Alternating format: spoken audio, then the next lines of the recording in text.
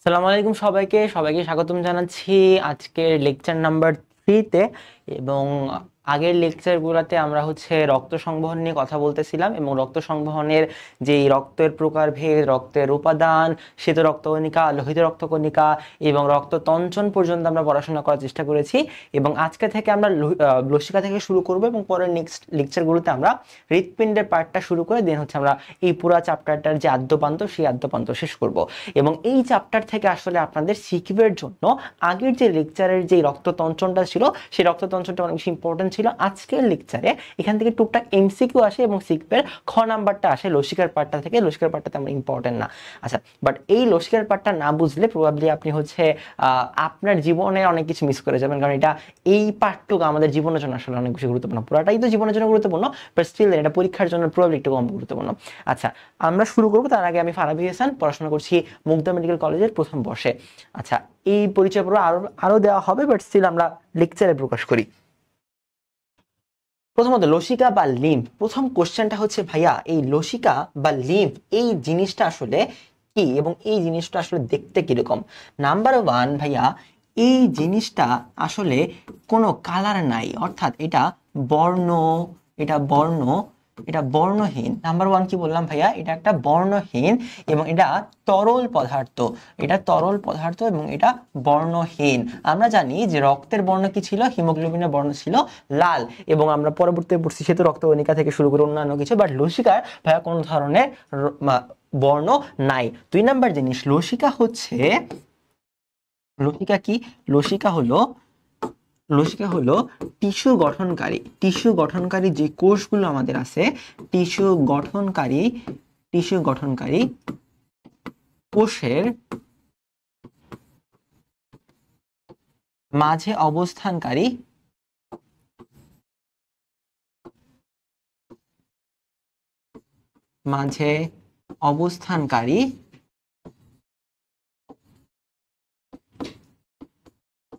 বর্ণহীন তরল পদার্থ।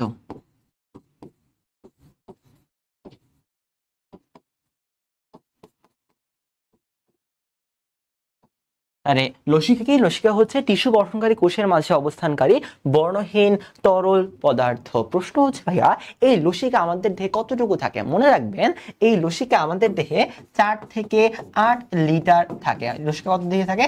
4 থেকে 8 লিটার লসিকা আমাদের দেহে অবস্থান করে। এবং এই যে লসিকাগুলো আছে, এই লসিকাগুলো সাধারণত আমরা যখন রক্ত পড়ি, রক্ত সংবহনে ধমনী আছে, ধমনী থেকে রক্ত শিরাতে যায়, শিরা থেকে রক্ত কোথায় যায়? কৈশিক জালিকাতে যায়, রাইট? বা ধমনী থেকে কৈশিক জালিকা হয়, সেখান থেকে আবার শিরা হয়ে হৃৎপিণ্ডে প্রবেশ করে। এই যে কৈশিক জালিকাতে যখন আসলে রক্তটা আসে, ঠিক সেই সময়টাতে আসলে কৈশিক জালিকার কৈশিক জালিকার ভিতর থেকে ফাঁকে ফাঁকে রক্তগুলা ওইখান থেকে বের হয়ে সে কোষে অবস্থান করে, বা তরল হিসাবে, বর্ণহীন তরল হিসাবে সে রক্তগুলার একটা অংশ কোষে অবস্থান করে। এবং সেখানে এই লসিকা অবস্থান করে। এবং আরেকটা জিনিসও থাকে সেখানে, এই রক্ত প্রোটিনও লসিকার সাথে অবস্থান করে। রক্ত প্রোটিন, হ্যাঁ। এবং এই যে রক্ত প্রোটিনগুলো আছে, এই রক্ত প্রোটিন লসিকার সাথে ম্যাচ করে এই রক্ত প্রোটিন এবং লসিকা আবার সে আবার কোথায় যায়? সে আবার রক্ত সংবহন তন্ত্রের যে শিরা, সেই শিরাতে ফেরত যায়। তার মানে ব্যাপারটা কি হইলো? ব্যাপারটা হচ্ছে লসিকা কোত্থেকে সৃষ্টি হলো? কৈশিক জালিকা ফাঁকে ফাঁকে স্থান থেকে সৃষ্টি হইলো। সে ওই জায়গাতে লসিকা এবং রক্ত প্রোটিন ছিল, রক্ত প্রোটিন এবং লসিকা দুইটা মিলে আবার গিয়ে মিলিত হবে শিরাতে। এবং এভাবেই যে রক্ত থেকে যে তরলটা উৎপন্ন হইতেছে, যাকে আমরা লসিকা বলছি, সেই লসিকা রক্ত প্রোটিনের সাহায্যে আবার সেই রক্ত সংবহন তন্ত্রে ফেরত যায়। এভাবে আমাদের দেহে রক্ত প্রোটিনের আবার সেই পুনর্বিন্যাসটা ঘটে, রক্ত প্রোটিনের যে ঘাটতি সেটা পূরণ হয়। যদি এই জিনিসটা পুনরায় দেহে না ফেরত যেত, অর্থাৎ আমাদের রক্ত প্রোটিন এবং লসিকা যদি পুনরায় আবার শিরাতে 24 ঘন্টার মধ্যে মিলিত না হয়, তাহলে আমরা 24 ঘন্টার পরে পরলোক গমন করিব। অর্থাৎ আপনার 24 ঘন্টার মধ্যে যদি এটার পুনর্বিন্যাস না ঘটে, তাহলে আপনি মৃত্যুবরণ করবেন। তাই এটা খুবই গুরুত্বপূর্ণ। আচ্ছা, এইগুলো হচ্ছে আমাদের লসিকার প্রাইমারি আইডিয়া। এরপরে লসিকার উৎপত্তি কোত্থেকে হলো? নাম্বার ওয়ান কি ছিল? যে লসিকা কৈশিক জালিকা থেকে আসছিল, রাইট? আমরা দেখছিলাম কৈশিক জালিকার কৈশিক জালিকাতে যে রক্তগুলো অবস্থান করে সেই রক্তের কত পার্সেন্ট, সেই রক্তের 10% আমাদের, সেই রক্তের 10% কি হিসাবে জমা থাকে, সেই রক্তের 10% আমাদের ইন্টারস্টেশিয়াল তরল,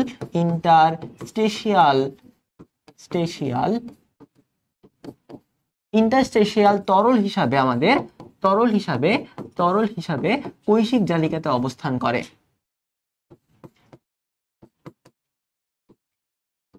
সরি, কৈশিক জালিকাতে না, মানে কোষে অবস্থান করে, কোষে অবস্থান করে।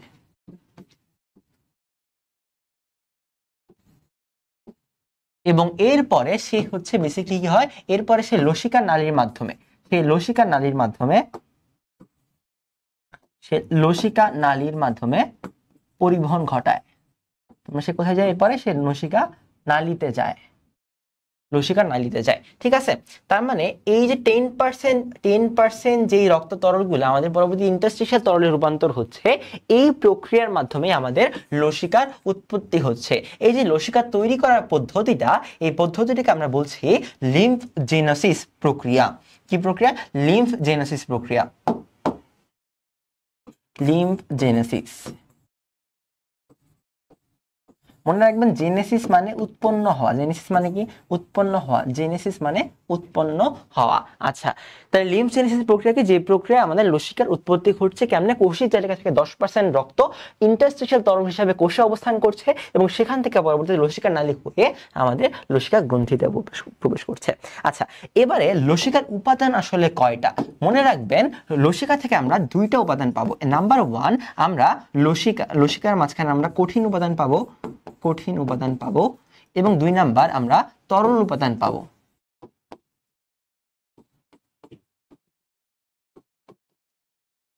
ঠিক আছে, মনে রাখবেন এই কঠিন উপাদানের মাঝখানে আমরা কি কি পাবো? নাম্বার 1, কঠিন উপাদানের মাঝখানে আমরা শ্বেত রক্তকণিকায় যে লিম্ফোসাইট পড়ছিলাম, সেই লিম্ফোসাইট আমরা এই লসিকার মাঝখানে, লসিকার উপাদানের মাঝখানে পাবো, এক লিম্ফোসাইট, এবং আরেকটা পাবো আমরা, সেটা হচ্ছে মোনোসাইট।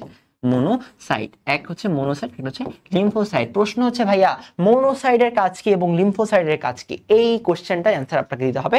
ভিডিওটা পজ করে তারপর মাথায় চিন্তা ভাবনা করবেন এটা অ্যান্সার কি। আমরা জানি যে লিম্ফোসাইট এটা আমাদেরকে অ্যান্টিবডি তৈরি করতো। কি তৈরি করতে সাহায্য করতো? এটা আমাদেরকে অ্যান্টিবডি তৈরি করতে সাহায্য করতো। এবং যে মোনোসাইট সেটা আসলে কি করতো? ফ্যাগোসাইটোসিস করে সে ম্যাক্রোফেজে রূপান্তর হইতো। রাইট, এই হচ্ছে আমাদের লসিকার উপাদান, এই হচ্ছে কঠিন উপাদান। আচ্ছা, এরপরে তরল উপাদানের মাঝখানে আসলে কি কি থাকবে? তরল উপাদানের মাঝখানে কি কি থাকবে? তরল উপাদানের মাঝখানে, লসিকার মাঝখানে প্রোটিন থাকতে পারে। কি থাকতে পারে? প্রোটিন থাকতে পারে, প্রোটিন থাকতে পারে। 2 নাম্বার জিনিস ওর মাঝখানে লিপিড থাকবে।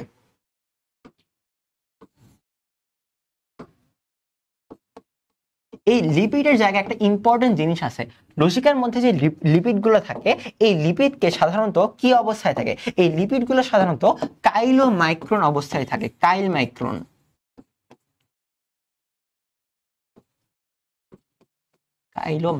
ঠিক আছে, কাইলোমাইক্রন অবস্থায় থাকে। এবং মনে রাখবেন এই লসিকার ভিতরে যখন এই লিপিডটা থাকে এবং যখন আপনি অনেক বেশি ফ্যাট খান, ফ্যাট খান বা চর্বিযুক্ত খাবার খান, তখন এই চর্বিযুক্ত খাবারের পুষ্টিগুণগুলো যখন লসিকার ভিতরে প্রবেশ করে, চর্বির ছোট ছোট কণাগুলো যখন লসিকার ভিতরে প্রবেশ করে, তখন সেই লসিকাটা দেখতে দুধের মতো সাদা লাগে। যেহেতু এই লসিকাটা দুধের মতো সাদা লাগে, এটার তখন আরেকটা নাম হয়ে যায়, তখন এটার নাম হয়ে যায় কাইল। তখন এটার নাম কি হয়ে যায়? তখন এটার নাম হয়ে যায়, ডিস্টার্ব করতেছে কেন? তখন এটার নাম হয়ে যায় কাইল। এই হচ্ছে আমার কাইল, রাইট? দুধের মতো সাদা দেখতে হচ্ছে আমাদের কাইল। তাহলে প্রোটিন থাকতে পারে, লিপিড থাকতে পারে, এরপরে আমাদের শর্করা থাকতে পারে, শর্করা। তারপরে হচ্ছে আমাদের বিভিন্ন বজ্র পদার্থ থাকতে পারে, নাইট্রোজেন গঠিত বজ্র পদার্থগুলোও এর মাঝখানে থাকতে পারে। ঠিক আছে, এই হচ্ছে আমাদের লসিকার বিভিন্ন ধরনের উপাদান। আচ্ছা, নেক্সট স্লাইডে যাই। এবার লসিকার আসলে কাজগুলা কি? মনে রাখবেন লসিকার অনেকগুলো কাজ হচ্ছে, এর মধ্যে 1 নাম্বার কাজ হচ্ছে ওর পরিবহন করতে পারে। কি পরিবহন করতে পারে? ও প্রোটিনের পরিবহন করতে পারে, রাইট? লসিকার মাঝখানে প্রোটিন যাইতে পারে। আমরা দেখছি ও হচ্ছে লিপিডের পরিবহনও করতে পারে। কি করতে পারে? লিপিড পরিবহন করতে পারে। লসিকার মাঝখানে ও অক্সিজেনেরও পরিবহন করতে পারে, অক্সিজেনেরও কি করতে পারে? পরিবহন করতে পারে। সবচেয়ে ইম্পর্টেন্ট জিনিস হচ্ছে লসিকার মাধ্যমে আমাদের দেহরসের পুনর্বিন্যাস ঘটে বা পুনর্গঠন ঘটে।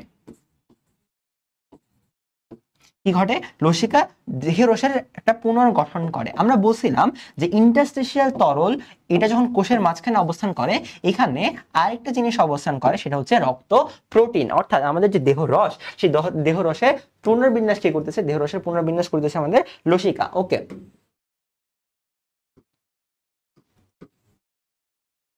আচ্ছা, ঠিক আছে। এই হচ্ছে আমাদের লসিকার কাজ। লসিকার আরো কিছু কাজগুলো আছে, আমরা যদি একটু বই থেকে পড়ার চেষ্টা করি, যদি একটু বই থেকে পড়ার চেষ্টা করি।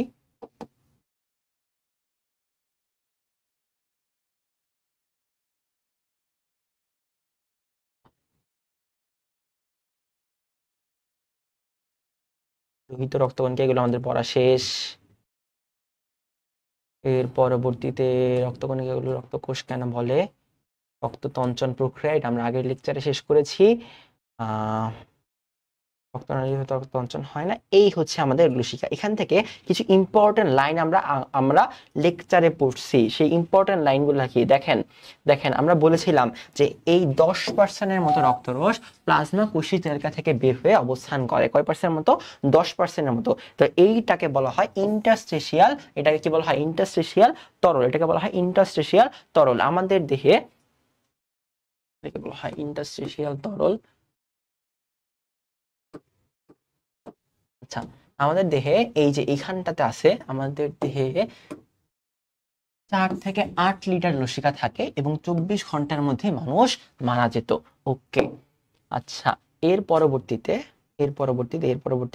এই যে দুই ধরনের উপাদান দেখা যায়, একটা হচ্ছে কোষ উপাদান, একটা হচ্ছে কোষবিহীন উপাদান। এখানে 500 থেকে 7500 লিম্ফোসাইট থাকতে পারে। আমরা এখানে কি বলছিলাম? এখানে লিম্ফোসাইট এবং আরেকটা জিনিস থাকে, সেটা হচ্ছে মনোসাইট। আরেকটা কি থাকে? সেটা হচ্ছে মনোসাইট। লিম্ফোসাইট আরেকটা থাকে মনোসাইট। এই হচ্ছে আমাদের মনোসাইট। কই জানি লিম্ফোজেনেসিস বলে। এই যে লসিকার যে উৎপন্ন হওয়ার প্রক্রিয়া, সেই প্রক্রিয়াটাকে কি বললাম আমরা? লিম্ফোজেনেসিস বলে। এখানে দুই ধরনের উপাদান দেখা যায়, শ্বেত রক্তকণিকার লিম্ফোসাইট এবং কিছু মনোসাইটও এখানে বিদ্যমান থাকবে, অবশ্যই থাকবে। আচ্ছা, এর পরবর্তীতে দেখেন, আচ্ছা, এই যে লসিকার কাজ, এই লসিকার কাজ থেকে আমরা প্রোটিনের পরিবহন পড়ছি, আমরা স্নেহ পদার্থের পরিবহন পড়ছি।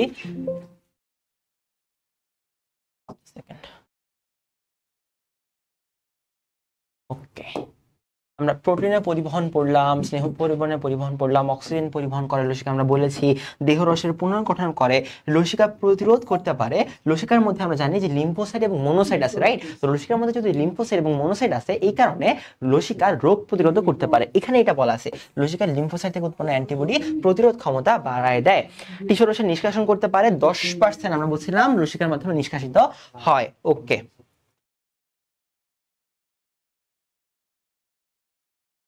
আচ্ছা, আমরা এবার স্লাইডে ফেরত যাই।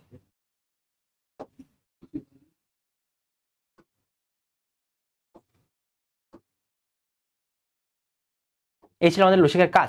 এবার লসিকা নালী হচ্ছে আমাদের দুই প্রকারের হয়ে থাকে। কয় প্রকার হয়ে থাকে? মেইনলি দুই প্রকারের হয়ে থাকে। একটা নালী হচ্ছে আমাদের, একটা নালীকে আমরা বলি অন্তর্মুখী নালী, একটা নালীকে আমরা বলি অন্তর্মুখী নালী, আরেকটা নালীকে আমরা বলি বহির্মুখী নালী, আরেকটা নালীকে আমরা বলি বহির্মুখী নালী। ঠিক আছে, এই অন্তর্মুখী নালী আসলে কোনটা? মনে রাখবেন এই যে অন্তর্মুখী নালী হচ্ছে অন্তর্মুখী। ঠিক আছে, অন্তর্মুখী নালী হচ্ছে যেই নালীগুলা লসিকা নালীর দিকে বা লসিকা গ্রন্থির দিকে প্রকাশ করে। তার মানে কি? তার মানে হচ্ছে এগুলা কৈশিক জালিকা থেকে জালিকা বা আসলে কোষ থেকে এরা কোথায় যায়? এরা যাবে হচ্ছে লসিকা গ্রন্থির দিকে।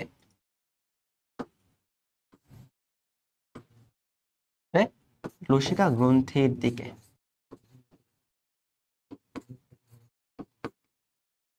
ঠিক আছে, লসিকা গ্রন্থির দিকে। এবং যে বহির্বাহী নালীগুলো আছে কি আছে, এবং যে বহির্বাহী নালীগুলো আছে, এই বহির্বাহী নালীগুলো যাবে লসিকা গ্রন্থি থেকে শিরার দিকে, লসিকা গ্রন্থি থেকে কোথার দিকে, শিরার দিকে।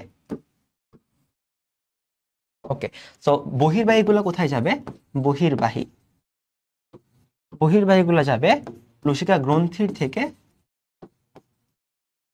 লসিকা গ্রন্থি থেকে শিরার দিকে। ওকে, তাহলে বহির্বাহী মানে কি, বহির্বাহী মানে হচ্ছে গ্রন্থি থেকে বের হবে, গ্রন্থি থেকে বের হবে। আর অন্তর্বাহী মানে কি, অন্তর্বাহী মানে হচ্ছে গ্রন্থির ভিতরে ঢুকবে, গ্রন্থির ভিতরে ঢুকবে। তাহলে বহির্বাহী মানে হচ্ছে গ্রন্থি থেকে বের হবে, আর অন্তর্বাহী মানে কি, অন্তর্বাহী মানে হচ্ছে গ্রন্থি থেকে বের হবে। এবং আমাদের আমাদের যেই এবং আমাদের যেই দেহের লসিকা নালীগুলোর অবস্থান, এই অবস্থানের ভিত্তিতে আমাদের এই লসিকা নালীগুলোকে আবার দুই ভাগে বিভক্ত করা হয়। আবার কয় ভাগে বিভক্ত করা হয়, আবার দুই ভাগে বিভক্ত করা হয়। একটাকে আমরা বলি ডান লসিকা নালী, একটাকে কি বলি আমরা, একটাকে আমরা বলি ডান লসিকা নালী, আরেকটা আমরা বলি বাম লসিকা নালী। মনে রাখবেন লসিকা যে তন্ত্রটা আছে, সেই লসিকা তন্ত্র বা বাম, বা এটাকে আমরা বলি থোরাসিক, আসলে এটাকে আমরা বলি থোরাসিক, এটাকে আমরা বলি থোরাসিক, থোরাসিক লসিকা নালী, থোরাসিক নালী। মনে রাখবেন যে লসিকার যে তন্ত্রটা আছে, এই লসিকা তন্ত্রটাকে আমরা দুই ভাগে ভাগ করছি। একটাকে আমরা বলি নালী, একটা পার্ট হচ্ছে নালী, এবং আরেকটা পার্ট হচ্ছে আমাদের গ্রন্থি। একটা পার্ট কি, একটা পার্ট হচ্ছে আমাদের নালী, আরেকটা পার্ট হচ্ছে আমাদের গ্রন্থি। তো এই যে ডান লসিকা নালী আছে, এই হচ্ছে আমাদের ডান লসিকা নালী। এই ডান লসিকা নালীর মধ্যে কোন জিনিসগুলো মনে রাখবেন, আমাদের দেহে মুখ এবং গলা, মুখ এবং গলার যে ডান সাইডটা আছে, এই ডান সাইড, আমাদের ডান বাহু এবং আমাদের যে বক্ষপিঞ্জরটা আছে, এই বক্ষপিঞ্জরের ডান সাইড থেকে যেই নালীগুলো এসে লসিকা নালীতে মিলিত হয় বা লসিকা গ্রন্থিতে মিলিত হয়, সেই নালীগুলা বা সেই নালীগুলা আসলে ডান লসিকা নালীতে মিলিত হয়। তাহলে কোথায় হয়, আমাদের যেই মুখ এবং গলার, আমাদের মুখ ও গলার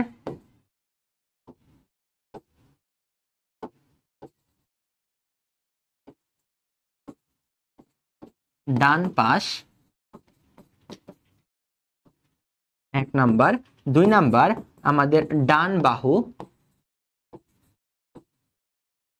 তিন নাম্বার আমাদের যে বক্ষ পিঞ্জরের ডান পাশ,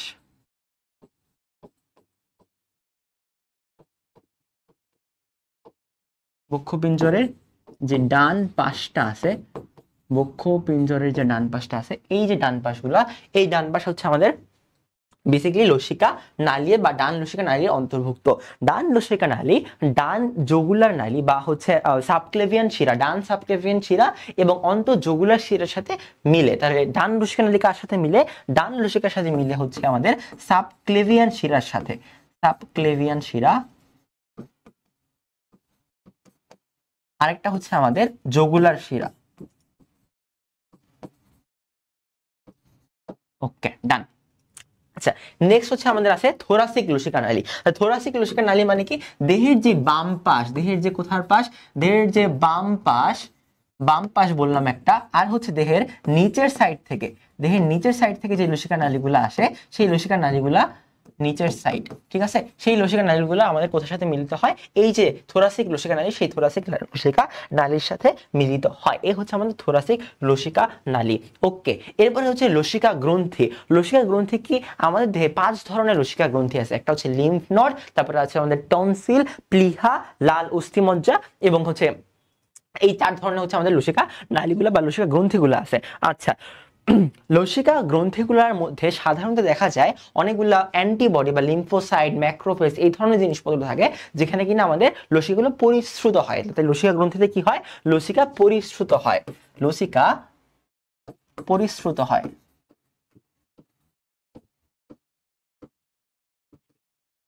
ওকে, লসিকা কি হয়, লসিকা পরিশ্রুত হয়। তো এর মধ্যে ফার্স্ট যে অঙ্কটা, সেই অঙ্কটার নাম হচ্ছে আমাদের লিম্ফ নোড। আমাদের কি নোড, আমাদের লিম্ফ নোড। মনে রাখবেন এই লিম্ফ নোডের কাজটা কি, লিম্ফ নোডের কাজটা হচ্ছে এখানে আমাদের প্রচন্ড পরিমাণের কি থাকে, এখানে আমাদের প্রচন্ড পরিমাণের ম্যাক্রোফেজ,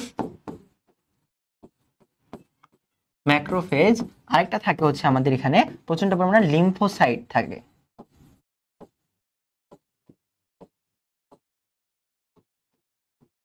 এখানে কি থাকে, ম্যাক্রোফেজ, একটা কি থাকে ম্যাক্রোফেজ, একটা থাকে লিম্ফোসাইট, ম্যাক্রোফেজ একটা থাকে লিম্ফোসাইট, ম্যাক্রোফেজ একটা থাকে লিম্ফোসাইট। আচ্ছা, এই দুটো থাকার কারণে ও সব সময় কি করবে, ও সব সময় রোগ প্রতিরোধ করতে পারে, ও সব সময় রোগ প্রতিরোধ করতে পারে, জীবাণুর প্রতিরোধ করতে পারে, জীবাণুর প্রতিরোধ করতে পারে। মাঝে মাঝে এই জীবাণুর প্রতিরোধ করতে দেখা যায় লিম্ফ নোডগুলা ফুলে যায়, লিম্ফ নোডগুলা কি যায়, লিম্ফ নোডগুলা ফুলে যায় যখন এখানে এরা মানে একটা হচ্ছে জীবাণু এখানে অ্যাটাক করে, লিম্ফ নোড ফোলা। ঠিক আছে, ওকে, ডান। আচ্ছা, এর পরবর্তীতে আমাদের একটা গ্রন্থি আছে, সেটা হচ্ছে টনসিল। এই টনসিল গ্রন্থিটা খুবই বিখ্যাত, আমরা মাঝে মাঝে বলি টনসিল হয়েছে, যে জিনিসটা আসলে একটু টনসিল হইছে না বলাটা বেটার, এটাকে বলা যায় টনসিলাইটিস, রাইট? আচ্ছা, টনসিল জিনিসটা আমাদের অনেকগুলা টনসিল থাকতে পারে, অনেক টাইপের টনসিল থাকতে পারে, এর মধ্যে 3টা টাইপের টনসিল বেসিক্যালি থাকে। সেটা হচ্ছে প্যালেটাইন টনসিল, একটা হচ্ছে অ্যাডিনয়েড টনসিল, আর একটা কি, আরেকটা সাধারণত আমরা বলি একটা বলি আমরা লিঙ্গুয়াল টনসিল। বুঝতে পারছি? তাহলে কয়টা টনসিল থাকে? 3টা tonsil, palatine tonsil, adenoid tonsil, একটা হচ্ছে লিঙ্গুয়াল টনসিল। এই যে এই জায়গায় যেটা দেখতে পাইতেছি আমরা, এই যে পার্টটুকু এবং এই যে পার্টটুকু, এই পার্টটুকুকেই আমরা বলতেছি আমাদের প্যালেটাইন টনসিল, প্যালেটাইন টনসিল। এই পার্টগুলোকে আমরা বলতেছি প্যালেটাইন টনসিল। আচ্ছা, এই প্যালেটাইন টনসিল নিয়ে আমাদের কিছু কথাবার্তা আছে, সেটা হচ্ছে 1 নাম্বার, প্যালেটাইন টনসিল নিয়ে কি কথাবার্তা আছে? 1 নাম্বার জিনিস হচ্ছে প্যালেটাইন টনসিল বা হচ্ছে আমাদের টনসিলের যে প্রদাহ, টনসিলের যে প্রদাহ, সেই প্রদাহকে আমরা বলতেছি টনসিলাইটিস। কি বলতেছি? টনসিলাইটিস। আচ্ছা, এই প্রদাহটা কেন হয় টনসিলাইটিস? যখন আমাদের এই যে এই জায়গায় টনসিলের মধ্যে যখন, বা এই যে প্যালেটাইন হোক অ্যারিনিয়া হোক, সেই টনসিলের মধ্যে যখন আমাদের জীবাণু আক্রমণ করে, সেই টনসিলের ভিতরে যে ম্যাক্রোফেজগুলো থাকে বা লিম্ফোসাইটগুলো আছে, সেগুলোকে, সেই জীবাণুগুলোকে ওই লিম্ফোসাইটগুলো ম্যাক্রোফেজ প্রতিরোধ করার চেষ্টা করে। তখন আসলে টনসিলের প্রদাহ বৃদ্ধি পায় এবং টনসিলটা ফুলে যায়।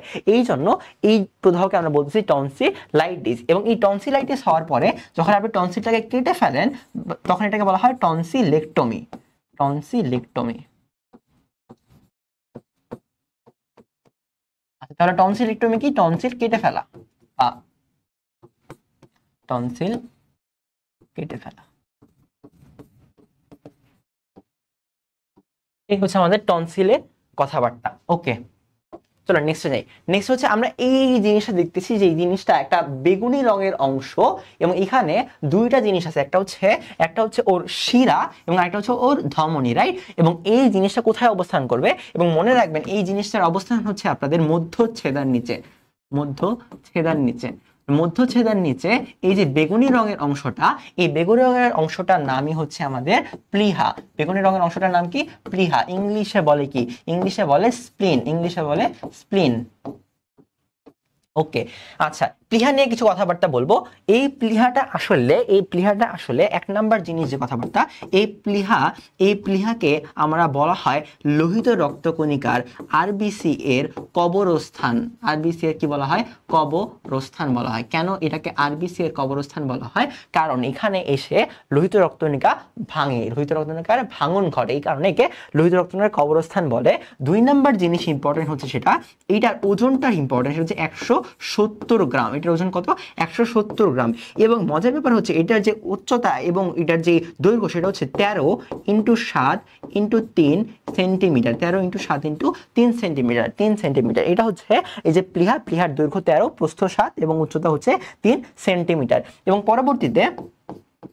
পরবর্তীতে এইটার 2টা মজ্জা থাকে। কয়টা মজ্জা থাকে? এইটার 2টা মজ্জা থাকে। যেমন আমরা অস্থি মজ্জা বলছি, এটার 2টা মজ্জা থাকে। একটাকে আমরা বলি সাদা মজ্জা, এটাকে আমরা বলি লাল মজ্জা।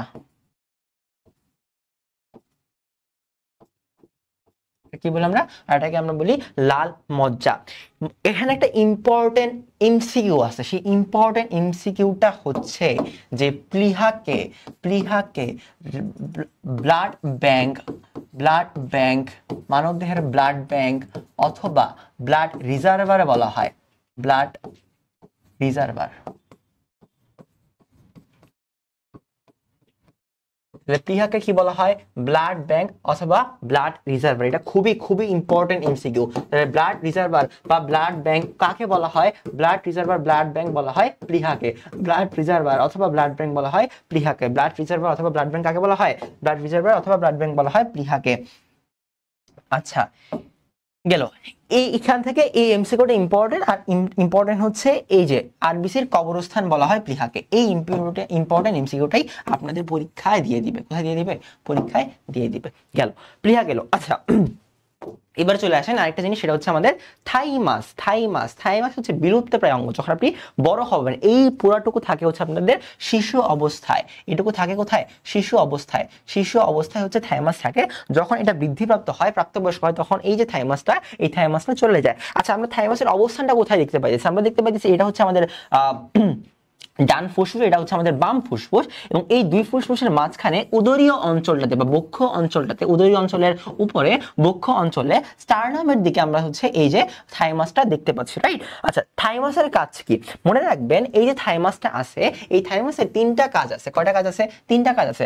নাম্বার 1, এই থাইমাসের দুইটা হরমোন নিঃসৃত করে। একটা থাইমোসিন, একটা হচ্ছে দুইটা হরমোন নিঃসরণ করে, একটা হচ্ছে থাইমোসিন, একটা হচ্ছে থাইমোপোয়েটিন।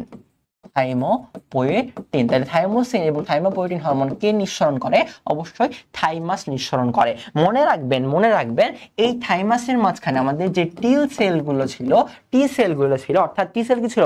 এক ধরনের লিম্ফোসাইট। এই টি সেলগুলো এই থাইমাসে বৃদ্ধিপ্রাপ্ত হয়। টি সেল বৃদ্ধিপ্রাপ্ত হয়। এই টি সেল বৃদ্ধিপ্রাপ্ত হয়। আচ্ছা, এই টি সেল আবার 3 ধরনের। টি সেল কয় ধরনের? এই টি সেল আবার 3 ধরনের। একটাকে আমরা বলি টি ইফেক্টর, একটাকে আমরা বলি টি ইফেক্টর, এটাকে আমরা বলি টি ইফেক্টর। 2 নাম্বার, এটাকে আমরা বলি টি হেল্পার,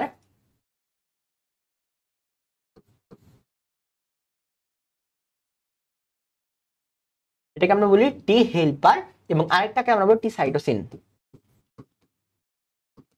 ঠিক আছে? এই হচ্ছে আমাদের টি এর পার্থক্য, মানে টি এর হচ্ছে প্রকারভেদ, টি সেলের প্রকারভেদ। এটা ডিরেক্টলি আক্রমণ করে এবং এটা ডিরেক্টলি হচ্ছে সেই যে জীবাণু আছে সেই জীবাণুটাকে মেরে ফেলে। আচ্ছা, টি হেল্পার, টি ইফেক্টরকে সবসময় সাহায্য করবে। এই যে টি সেলগুলো, এই টি সেলগুলো বৃদ্ধিপ্রাপ্ত হবে কোথায়? এই টি সেলগুলো বৃদ্ধিপ্রাপ্ত হবে আমাদের থাইমাসে। ওকে, তাহলে থাইমাসের কাজ এটুকু। যখন কিনা আপনি বৃদ্ধিপ্রাপ্ত হবেন, যখন এটা হচ্ছে বড় হবে, শিশু অবস্থায় বড় হবে, শিশু অবস্থায় সর্বপ্রথম এটা বড় থাকে। যখন এটা বৃদ্ধিপ্রাপ্ত হতে হতে বয়স বৃদ্ধির সাথে সাথে এটা বিলুপ্তপ্রায় হয়, এটা আর দেখা যায় না মানুষের মধ্যে। ওকে, এই হচ্ছে আমাদের লসিকা তন্ত্রের থাইমাস বা থাইমাস গ্ল্যান্ডটা। এরপর লাল অস্থিমজ্জা। লাল অস্থিমজ্জা আমরা আগেই পড়ছি যে লাল অস্থিমজ্জা কি কাজ করে। লাল অস্থিমজ্জা আসলে দেখতে কেমন? এটা অবশ্যই কি হবে? নরম হবে, এটা অর্ধ কঠিন হবে, এবং এটা কি হবে? লাল, লাল রং, লাল রং। ঠিক আছে? আচ্ছা, লাল অস্থিমজ্জার কাজ কি? নাম্বার কাজ কি ছিল? আরবিসি তৈরি করা। কি কাজ ছিল? আরবিসি তৈরি করা। এটা ডাব্লিউবিসিও তৈরি করতো। তাহলে লাল অস্থিমজ্জা কি কাজ করে? আরবিসি তৈরি করা, এবং ডাব্লিউবিসিও একই সাথে তৈরি করা হচ্ছে লাল অস্থিমজ্জার কাজ। আচ্ছা, লাল অস্থিমজ্জা থেকে যখন আরবিসি তৈরি হয়, তখন এটার প্রাইমারি অবস্থা কি ছিল? এটার প্রাইমারি অবস্থা থাকে হচ্ছে এরিথ্রোব্লাস্ট। তাহলে লাল অস্থিমজ্জার মাধ্যমে যখন এরিথ্রোসাইট তৈরি হয়, তখন এটার প্রাইমারি অবস্থা কি ছিল? এরিথ্রোব্লাস্ট। আর ডাব্লিউবিসি প্রাইমারি অবস্থা কি ছিল? ডাব্লিউবিসি প্রাইমারি অবস্থা ছিল প্রথম মায়ালোব্লাস্ট, তারপরে ছিল হচ্ছে আমাদের ধরেন মোনোব্লাস্ট, তারপরে হচ্ছে আমাদের লিম্ফোব্লাস্ট।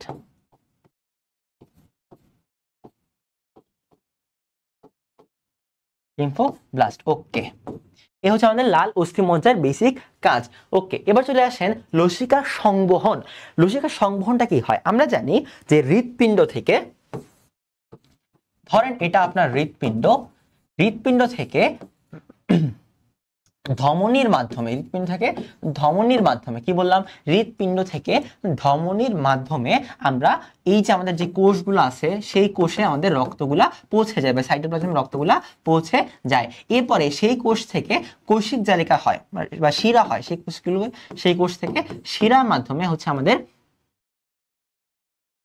বা শিরার মাধ্যমে সেই কোষগুলো থেকে আমাদের যে মানে কি বলে বজ্র পদার্থ যুক্ত বা কার্বন ডাই অক্সাইড যুক্ত, সেই কার্বন ডাই অক্সাইড যুক্ত শিরার মাধ্যমে আবার হৃৎপিণ্ডে ফিরে আসে এবং এখানের মাঝখানে তৈরি হয় ধরেন কৈশিক জালিকা। কি হয়? কৈশিক জালিকা।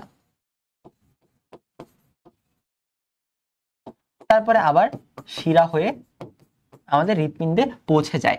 এই যে কৈশিক জালিকাটা আছে, এই কৈশিক জালিকা থেকে কিছু পরিমাণের, কত পরিমাণের?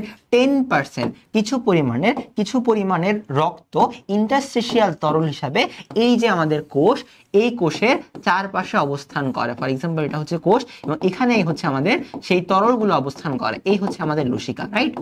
আচ্ছা, এবারে এই তরলগুলো থেকে, ফর এক্সাম্পল এটা হচ্ছে তরল, এবার এই তরলগুলো থেকে আমাদের লসিকার নালীতে লসিকাগুলো চলে আসে। এই তরলগুলো থেকে লসিকা নালীতে লসিকাগুলো চলে আসে।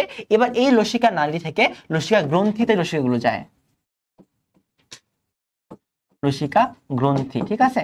লসিকা গ্রন্থি থেকে লসিকাগুলো যায়। তার মানে কি হইলো? আমার প্রথমে লসিকাগুলো লসিকা নালীতে গেল, লসিকা নালী থেকে লসিকা গ্রন্থিতে গেল, রাইট? এবার এই লসিকা গ্রন্থিতে লসিকাগুলো পরিশ্রুত হয়, এটা আবার নালী হয়ে, লসিকা নালী হয়ে তারপর এটা আবার শিরাতে প্রবেশ করে।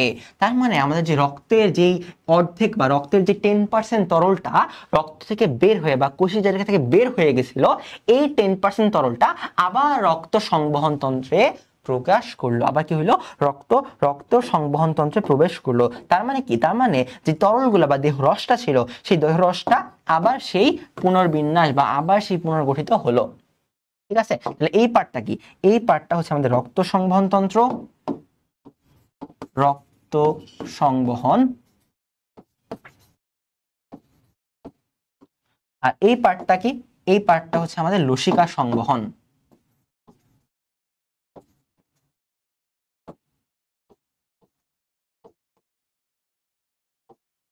এই পার্টটা হচ্ছে আমাদের লসিকা সংবহন।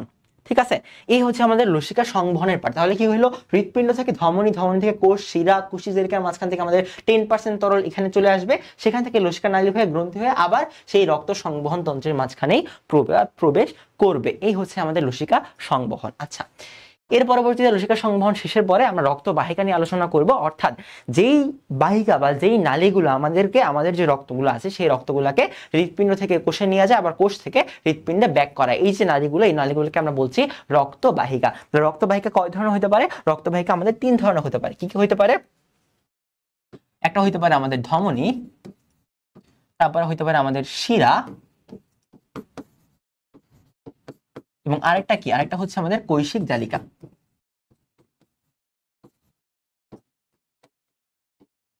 ঠিক আছে? ধমনী, শিরা এবং আরেকটা কি? আরেকটা হচ্ছে আমাদের কৈশিক জালিকা। ওকে, আচ্ছা, এবার আমরা ধমনী নিয়ে কিছু আলোচনা করব। কি নিয়ে আলোচনা করব? ধমনী নিয়ে কিছু আলোচনা করব। নাম্বার 1, ধমনীর মাঝখানে, ধমনীতে আমাদের ধমনী কি?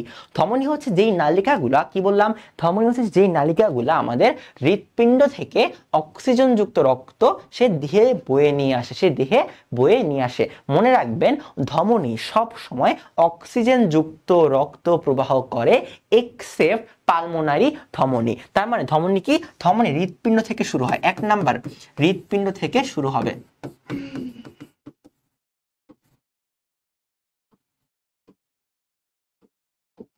শুরু। 2 নাম্বার জিনিস হচ্ছে এটা অক্সিজেন যুক্ত রক্ত বহন করবে।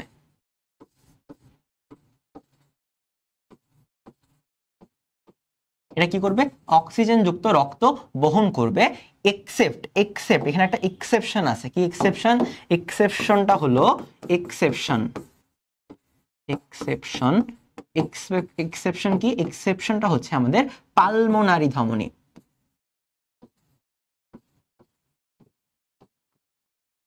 পালমোনারি ধমনী। তাহলে পালমোনারি ধমনী কি করে? পালমোনারি ধমনী হচ্ছে আমাদের ফুসফুস থেকে পালমোনারি ধমনী,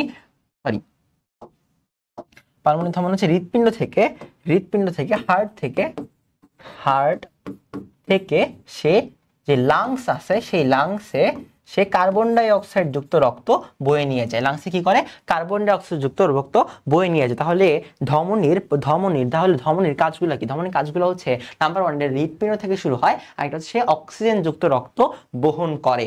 আচ্ছা, শিরার কাজ কি? আচ্ছা, এখানে একটু পড়াশোনা আছে। এখানে কি আছে? একটু পড়াশোনা আছে। সেটা কি? সেটা হচ্ছে ধমনীর প্রাচীর কয় ধরনের থাকে?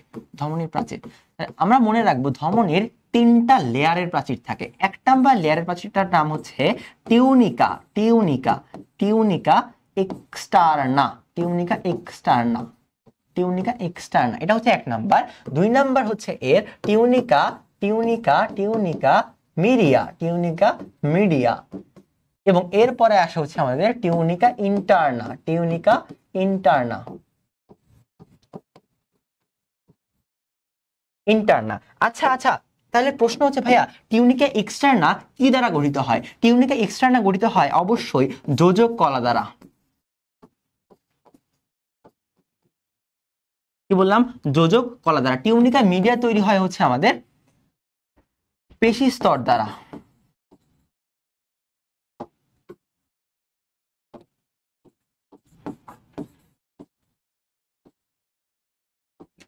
পেশি স্তর দ্বারা। এবং টিউনিকা যে ইন্টারনা আছে, এই টিউনিকা ইন্টারনা কি দ্বারা তৈরি হয়?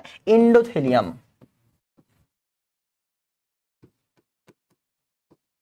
ওকে, ডান। যোজক কলার পেশি স্তর, আর হচ্ছে এন্ডোথেলিয়াম বা প্রাচীরের অন্তঃস্তর। এটা হচ্ছে ধমনীর প্রাচীরের কথাবার্তা। ওকে, নেক্সট। এরপর হচ্ছে রক্তবাহিকা, রক্তচালক বাহিকার আরেকটা পার্ট ছিল, সেটা হচ্ছে এর আগে আমরা পড়ছিলাম ধমনী, ধমনীর পর আমাদের ছিল হচ্ছে শিরা। আচ্ছা, শিরার কাহিনীটা কি? আচ্ছা, শিরা কোত্থেকে শুরু হবে? শিরা অবশ্যই হচ্ছে আমাদের কৈশিক জালিকা থেকে শুরু হবে, কৈশিক জালিকা। শিরা অবশ্যই কৈশিক জালিকা থেকে শুরু হবে।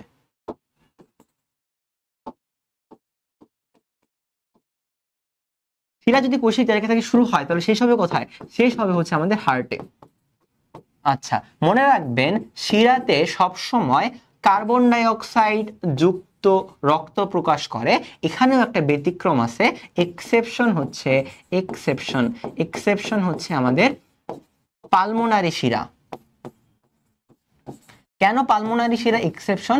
কারণ পালমোনারি শিরা সাধারণত সাধারণত কার্বন ডাই অক্সাইড না, বরং অক্সিজেন যুক্ত রক্ত, অক্সিজেন যুক্ত রক্ত পরিবহন করে। তাহলে পালমোনারি শিরা কি অক্সিজেন যুক্ত রক্ত পরিবহন করে।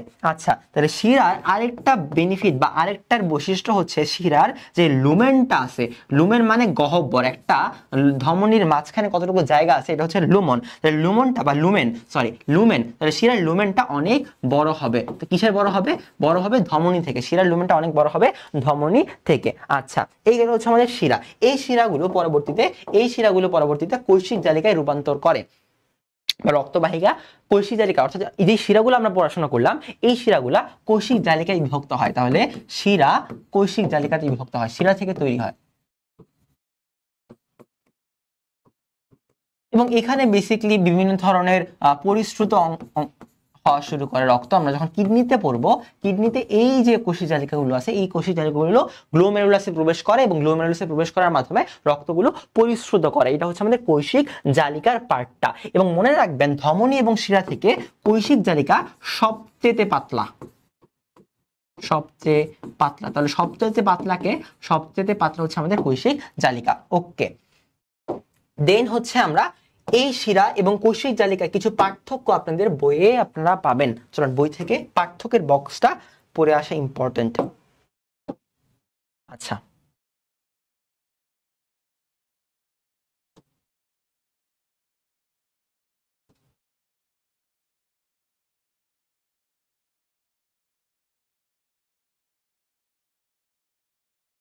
এক্স্যাক্টলি এখানে আমরা দেখবো হচ্ছে এই যে অন্তঃস্তর দ্বারা বা এন্ডোথেলিয়ামে গঠিত অন্তঃস্তর দ্বারা টিউনিকা ইন্টিমা গঠিত হয়ে থাকে। আচ্ছা, এর পরবর্তীতে হচ্ছে আমাদের শিরা কোষিক জালিকা। এখান থেকে হচ্ছে শিরা এবং ধমনীর মধ্যে পার্থক্যের বক্সটা ইম্পর্টেন্ট। আমরা যা পড়ছি তাই পড়বো, আমরা যা পড়ছি তাই পড়বো। সেটা হচ্ছে ধমনী হৃৎপিণ্ড থেকে উৎপন্ন হয়ে কোষিক জালিকায় সমাপ্ত হয়, শিরা কৈশিক জালিকা থেকে উৎপন্ন হয়ে হৃৎপিণ্ডে সমাপ্ত হয়। আচ্ছা, হৃৎপিণ্ড থেকে দেহের দিকে পরিবহন করে কে? ধমনী। আর শিরা কি করবে? দেহ থেকে হৃৎপিণ্ড থেকে পরিবহন করবে। পালমোনারি ধমনী ছাড়া, ব্যতিক্রম বলছিলাম, পালমোনারি ধমনী হচ্ছে ব্যতিক্রম, এছাড়া সবগুলো কি অক্সিজেন সমৃদ্ধ, এবং পালমোনারি শিরা ব্যতিক্রম, সবগুলো হচ্ছে কার্বন ডাই অক্সাইড সমৃদ্ধ। শিরা ধমনী অবশ্যই পুরো হবে কয়টা প্রাচীর দ্বারা গঠিত? 3টা প্রাচীর দ্বারা। এবং কম পুরো হবে কে? শিরা। এবং লুমেনটা ছোট হবে ধমনীর, লুমেন বেশ বড় হবে হচ্ছে অবশ্যই শিরার। কপাটিকা ধমনীতে থাকবে না, কপাটিকা ধমনীতে থাকবে না। আর সেমিলুনার কপাটিকা থাকবে কোথায়? সেমিলুনার কপাটিকা থাকে হচ্ছে আমাদের শিরার মধ্যে। And এইভাবেই হচ্ছে আপনি বক্সটা পড়ে ফেলুন। এই বক্সটা আমাদের কিসের জন্য ইম্পর্টেন্ট? এই বক্সটা আমাদের 2 নাম্বারের জন্য ইম্পর্টেন্ট। ওকে, আমরা চলে যাই হচ্ছে নোটসে। তাহলে এই হচ্ছিল আজকের কথাবার্তা। আমরা শিরা এবং ধমনীর পার্থক্য শেষ করার মাধ্যমে রক্তবাহিকার পার্টটা শেষ করলাম। নেক্সট ক্লাস থেকে আমাদের হৃৎপিণ্ড শুরু হবে। হৃৎপিণ্ডের পাম্পের যে মেকানিজমগুলা, সেই মেকানিজমগুলা এবং পরবর্তীতে হৃৎপিণ্ডের রোগগুলা, এবং এর মাধ্যমে হচ্ছে আমাদের লেকচার নাম্বার 3 কমপ্লিট হইলো। এই লেকচারে আমরা সর্বমোট সকল ভাবে আমরা যে লসিকা, তারপর হচ্ছে লসিকার প্রকারভেদ, লসিকার যে উপাদানগুলো, সেই উপাদানগুলো নিয়ে আলোচনা করলাম। পরবর্তী রক্তবাহিকা নিয়ে আলোচনা করলাম। আচ্ছা, এখান থেকে ইম্পর্টেন্ট হচ্ছে আপনাদের রক্ত, যেটা লাস্টে বললাম সিকভের জন্য 2 নাম্বার, রক্তের যে লসিকা এবং রক্তের মধ্যে পার্থক্য, এরপরে হচ্ছে আমাদের ধমনী শিরার মধ্যে পার্থক্য, অনেকগুলো পার্থক্যের বক্স পড়ছি। এই পার্থক্যের বক্সগুলো ভালো করে পড়তে হবে। এই চ্যাপ্টারটা খুবই ইম্পর্টেন্ট সিকিউ এবং পরবর্তীতে অ্যাডমিশনের জন্য। এবং যদি আপনি ভালো করে পড়তে পারেন, বেসিক ক্লিয়ার থাকে, তাহলে নেক্সট যে চ্যাপ্টারগুলো আছে সেই নেক্সট চ্যাপ্টারগুলোর জন্য আপনার প্রচন্ড পরিমাণে ইজি হবে। সো দেখা হচ্ছে নেক্সট লেকচারে। টিল দেন, আসসালামু আলাইকুম।